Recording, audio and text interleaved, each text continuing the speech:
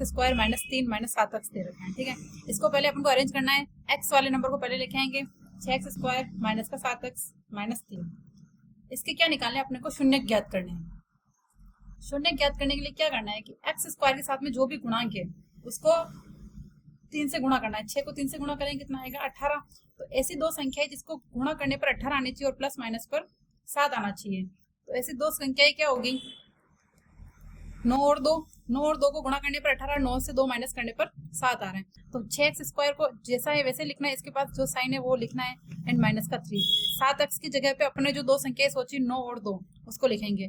तो 9x and 2x, इनके बीच का साइन क्या लगाना है, तो वो इन दोनों साइन से डिसाइड करना है। माइनस माइनस क्या होता है, माइनस माइनस प्लस। ठीक है, अब क्या करना है, इन दोनों संख्याओं से कॉमन लेना है। इनके गुणनखंड करना है तो इन दोनों से कॉमन लेना पड़ेगा।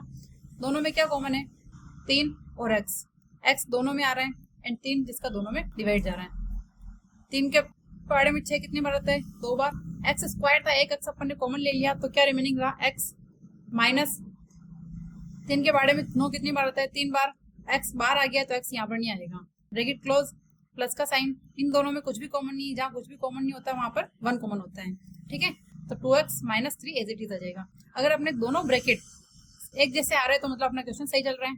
ठीक है, इन दोनों में से क्या कॉमन निकला, वापस से 2x माइनस 3 और 3x और 1 को साथ में लिख देंगे, 3x plus 1। Then 2x minus 3 से अपन को शून्य ज्ञात करना, तो इसको रखेंगे 0 के बराबर। कोई भी समीकरण होती है उसके इक्वल में हमेशा क्या रहता है, 0। तो 2x इक्वल क्या हो जाएगा, माइनस का 3 जब इधर आएगा तो प्लस का 3, x इक्वल हो जाएगा 3/2। तो इसका एक शून्य अपने पास आ गया 3/2। इसका दूसरा शून्य निकालने के लिए 3x प्लस 1 है, उसको अपन रखेंगे 0 के बराबर। 3x बराबर प्लस का 1 इधर जाके माइनस का 1, x बराबर हो जाएगा माइनस का 1/3। तो इसका दूसरा शून्य हो गया माइनस 1/3। दोनों शून्य को क्या बोलते हैं, पहला जो शून्य है उसको अपन बोलते हैं अल्फा। तो अल्फा हो गया 3/2 एंड बीटा हो गया माइनस 1/3। अब अपने को इसमें सत्यता की जांच करनी है शून्य को तथा गुणांकों के बीच में। गुणांक क्या होता है, गुणांकों के लिए सबसे पहले अपन को ए और बी और सी फाइंड करना पड़ेगा। ए क्या होता है, जो एक्स स्क्वायर का गुणांक होता है उसको अपन ए बोलते हैं। एक्स स्क्वायर का गुणांक कितना है, 6। तो ए की वैल्यू कितनी हो गई, 6। बी क्या होगा, जो एक्स का गुणांक है, एक्स का गुणांक 7 है तो माइनस का 7, अगर इसके साथ में माइनस साइन है तो वो भी साथ में जाएगा। सी का वैल्यू क्या होगा, सी की होगी माइनस का 3। ठीक है, अब अपने को निकालना है शून्यकों का योग, क्योंकि अपन को शून्यकों का योग और उसके बीच गुणनफल के बीच में गुणांकों के बीच में क्या करना है, सत्यता की जांच करनी है। तो शून्यकों का योग क्या होता है, अल्फा प्लस बीटा इक्वल होता है minus b upon a formula होता है। अल्फा प्लस बीटा, अल्फा कितना है अपने पास 3/2 प्लस बीटा कितना है minus 1/3 minus b upon b की वैल्यू कितनी है माइनस का 7 एंड ए की वैल्यू अपने पास 6। ठीक है, ब्रैकेट ओपन करेंगे माइनस 1/3 माइनस माइनस प्लस हो जाएगा तो 7/6। इन दोनों में एलसीएम लेंगे, 3 और 2 का एलसीएम क्या होता है 6। 2 के पाड़े में 6 कितनी बार आएगा, 3 बार। 3 को इसके ऊपर वाले से गुणा करेंगे, 3 3 9 माइनस 3 के पाड़े में 6 कितनी बार आता है, 2 बार। 2 को 1 से गुणा करेंगे तो 2 एकम। इधर वाला जैसे है वैसे वैसे रखना है, इसको इसके बराबर लेके आना है अपने को।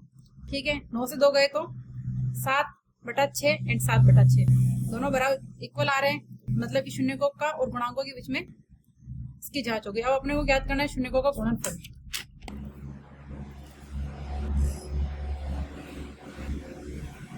शून्यकों का गुणनफल क्या होता है, अल्फा इंटू बीटा इक्वल होता है सी अपॉन ए।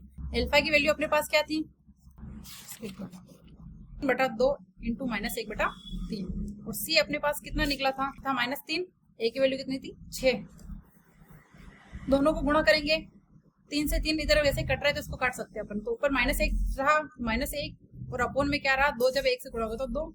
इधर माइनस का 3/6 तो 3 से इसको भी कट कर सकते हैं, 3 एकम 3 3 दूनी 6, तो इधर भी हो गया माइनस का 1/2। ये भी इक्वल आ गया। तो अपन ने शून्य को गुणनफल के और गुणांकों के बीच की सत्यता की जांच भी कर ली, दोनों बराबर है। ओके।